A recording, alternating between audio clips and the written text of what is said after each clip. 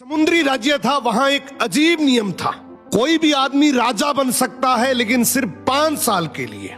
जैसे 5 साल पूरे होते उसे एक भयानक जंगल में छोड़ दिया जाता, जहां जंगली जानवर उसे मार देते। इसलिए ज्यादातर लोग राजा बनना तो चाहते थे। वो उस 5 साल के पीरियड में खूब मजे करते, पर जब 5 साल का समय पूरा होता तो वही आदमी रोते बिलखते जंगल की तरफ जाते। एक दिन एक समझदार आदमी राजा बना।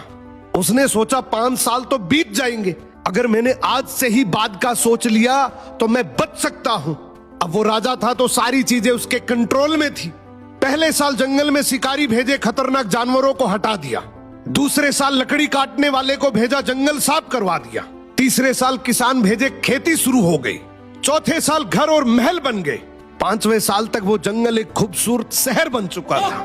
लोग हैरान थे, ये राजा रो नहीं रहा था, बल्कि खुशी खुशी जा रहा था। क्यों? क्योंकि जहां दूसरे लोग मौत देखते थे, उसने अपने फ्यूचर का राज्य बना लिया था और फिर वो वहां जाकर आराम से राजा की तरह रहने लगा।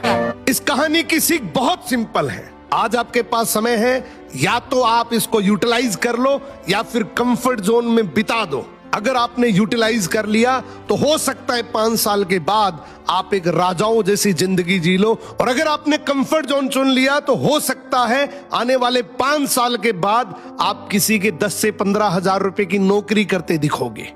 समय आपका है, जिंदगी आपकी है, डिसीजन भी आपका ही होगा। वाह वाह वाह।